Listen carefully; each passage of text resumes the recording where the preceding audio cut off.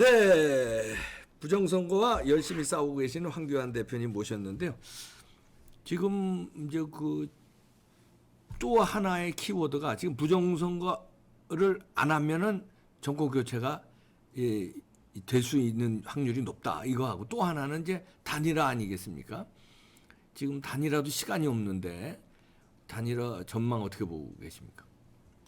쉽지 않은 일이지만 해야만 한다고 저는 생각을 합니다. 제가 당 대표 때도 대통합, 소위 야당 제 정당의 통합을 추진을 했습니다. 네. 결국은 이제 다음 선거에서 이기기 위한 것인데 거기에서 저는 통합은 이뤄냈지만 결국 우리가 이제 선거에서는 지지 않았습니까? 그 이유는 늦었기 때문입니다. 시간이 통합에 시간이 많이 걸려서 늦게 통합이 이루어졌기 때문에 총선에서 적재적소의 인력을 배치하는데 한계가 있었습니다. 이제 지금 있을 통합에 지금 늦은 거 있어서도 아닙니까? 단일화에 있어서도 예. 하여튼 빨리 단일화를 이루어야 됩니다. 이거 늦게 되면 늦어서는 정의가 세워질 수가 없기 때문입니다. 그래서 단일화 꼭 필요하다, 빨리 이루어야 된다 하는 말씀을 드립니다. 그때 잘 될 걸로 보십니까? 아니면 단일화 좀 어려울 걸로 보십니까? 지금 그래도 이제 정치를 오래 하셨으니까 이렇게 보는 2년 좀 지났습니다. 아니 정치는 2년이지만 그래도 평생 공직에서 그렇습니다. 국가를 이렇게 예, 지켜보셨으니까 예. 어떻게 보십니까? 지금 이제 제일 큰 변수가 안철수 대표 아니겠습니까? 안철수 대표가 많은 풍상도 겪고 어려움도 겪고 어떻게 해야 이기나 하는 것을 경험을 했습니다. 그 경험이 이제 지난 서울시장 재보궐선거에서 나타났었죠. 네. 지금도 그 비슷한 상황이긴 합니다만은 안철수 대표가 질 길로 가지는 않을 것이라는 생각을 합니다. 그러면 결국은 이제 단일화가 이루어져야 된다. 지난번 대선에서 우리 홍준표 후보가 얻은 표가 24% 아닙니까? 예. 안철수 대표가 얻은 표가 21%였습니다. 그러니까 두 사람만 합쳤어도 되는 거죠. 정권 유지할 수가 있었던 거죠. 그 나뉘어서 진 것이죠.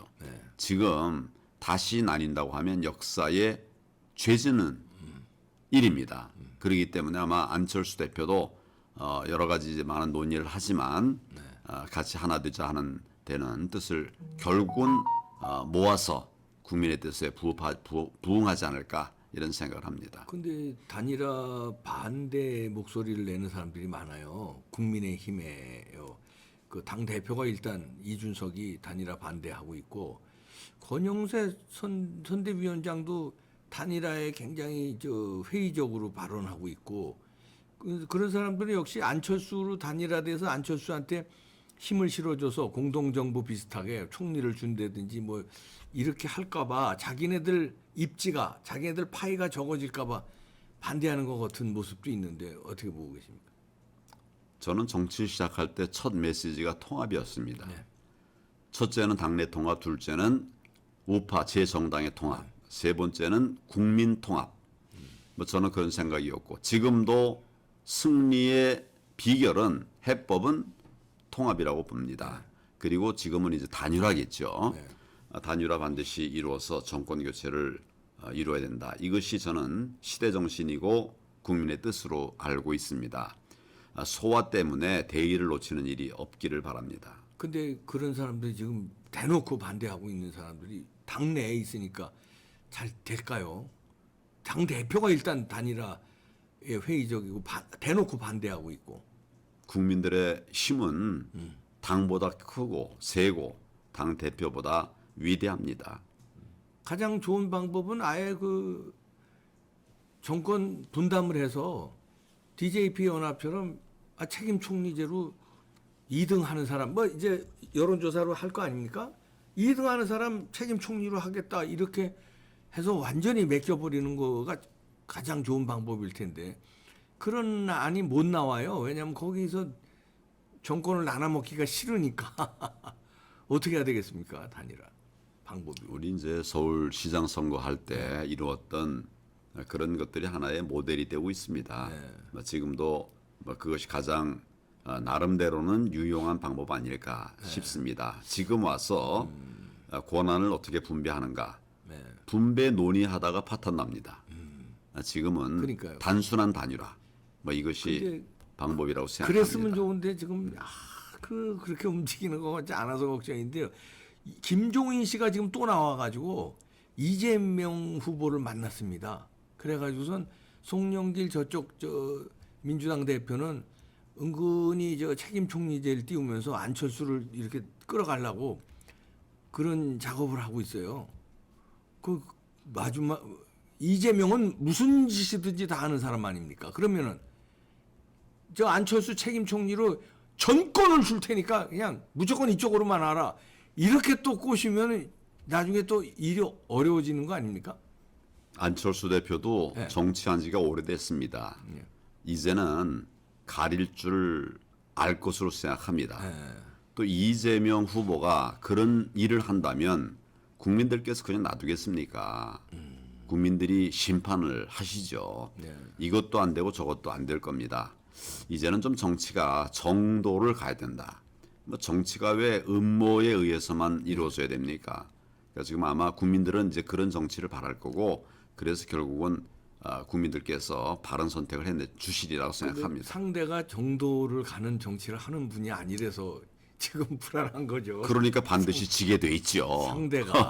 상대가 무지막지한데요. 맞습니다. 지금 지금 여러 가지 의혹이 나와도 지난번 토론 보셨죠? 사자 토론. 예. 그 관전평을 좀 해주신다면 어떻게 보셨습니까? 이제 국민들은 네. 정말 국민들이 원하는 후보들이 나와서 토론도 좀 정상적으로 하고 나라도 정상적으로 끌어가는 이런 리더를 원하신다고 생각을 합니다. 그 아마 TV 토론이 국민들에게 그런 데 만족함을 드리지 못했다 이런 생각을 합니다. 그 대장동도 뭐 요리조리 딴소리하고 피하고 제대로 합리적인 공격이 안 됐는데 제대로 된 수사만 이루어지면 네. 저건 한 달, 세 달 이내 다 끝나는 사안입니다. 네. 그걸 가지고 저렇게 숨기고 이게 결국은 뭐라 그럴까요? 심판이 지연될 뿐입니다. 저는 그렇게 생각합니다. 지연될 뿐이지 예, 결국 심판이 일어나죠. 결국은 대장동은 묻혀지지 않는다. 그렇습니다. 아무리 검찰에서 뭉개고 그래도 뭉갤 수가 없는 거다 이런. 그렇습니다. 또 검찰에 오래 계셨으니까 예. 저희들은 그 김호수 검찰 체제가 뭉개는 게 불안한데 결국 못 뭉갠다 이렇게 보시는군요. 그러니까 재수사라고 하는 것들이 있습니다. 재수사. 예, 그래서 재수사를 통해서 밝혀졌던 일이 역사적으로 보면 수도 없습니다. 전에는 정권에 따라서 불기소됐던 것이 기소가 돼서 중형이 선고되는 이런 일들이 많이 있었습니다. 그래서 결국은 사법정의는 세워질 것이다. 그것이 또 국민들의 바람이고요. 그래서 지금 어떻게 이제 그런 꼼수로 넘어간다 하더라도 결국 처벌됩니다. 저는 그럴수록 빨리 자수해서 광명 찾자. 뭐 그런 정상 관계라도 좀 제대로 하는 것이 좋겠다. 이런 생각을 합니다. 결국은 밝혀지니까 빨리 수사하라. 자수해서 강명 찾자. 그렇습니다. 결국은 안 밝혀질 수는 없는 거군요. 아니 이거 결국은 무조건. 저게 10년, 20년을 버텨야 될 텐데 또 그래도 또 다시 또 뭐 그 이런저런 이제 여죄를 찾아가지고 또 다시 할 수 있는 부분이 있고 10년, 20년을 그런 고통 속에 살 수가 없을 겁니다. 아니 근데 이제 지난번에 이회창 후보가 떨어진 것도 김대엽이라는 그 가짜에 떨어지고 나서 나중에 밝혔잖아요. 밝혀진 다음에 김대엽을 감옥에 보낸들 대통령은 안 바뀌었잖아요. 그러니까 그럴까봐 또 걱정입니다. 뭉개다가 한 번 이제 그런 또 경험을 했기 때문에 네.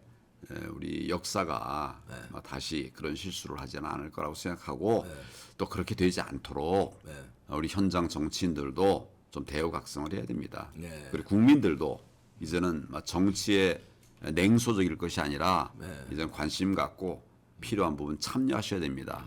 지금 입법청원도 5만 명으로 좀 줄지 않았습니까? 그래서 그런 데도 적극적으로 참여하시고 그래서 정치가 국민의 것이 되어야 됩니다. 정치가 정치인의 것이 되어서는 안 된다고 생각합니다. 그러네요. 오늘 긍정적으로 보시네요. 그래도 한기환 대표님은 역사는 결국 정의가 승리한다. 승리한다. 예, 그렇습니다. 결국 승리한다. 예, 지연될 뿐이지. 그렇습니다. 아, 이번 대선도 뭐 정의대로만 된다면야 걱정 안 하는데 아주 이상하니까요. 저희들이. 그래서 조금은 저 희망이 오늘 좀 생기네요.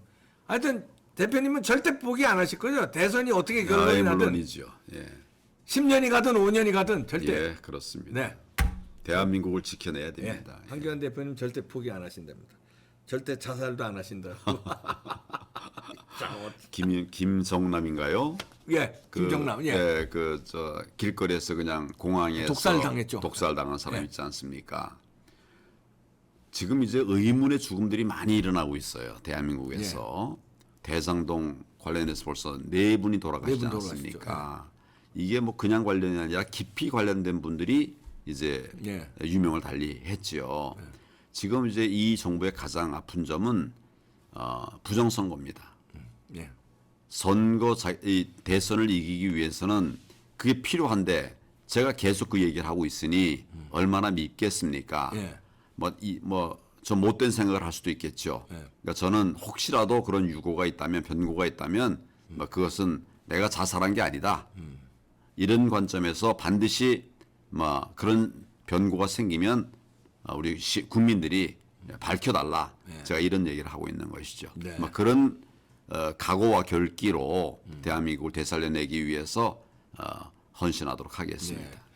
그리고 또 그 황교안 대표님은 저 독실한 뭐 신자시고 그러니까 되게 하나님이 또 가만히 안 두시겠죠. 정의가 승리할 겁니다. 네. 예. 가만히 안 두시겠죠. 이렇게 복음이 이렇게 부흥된 나라를 방치하시겠습니까? 여기까지는 어떻게 그냥 한번 이렇게 혼내셔도 끝까지 포기는 안 하시겠죠. 정답입니다. 희망을 가지고 우리 열심히 막아냅시다. 자유민주주의 지켜냅시다. 황교안 대표님이셨습니다. 고맙습니다. 지켜내겠습니다. 감사합니다. 감사합니다. 예.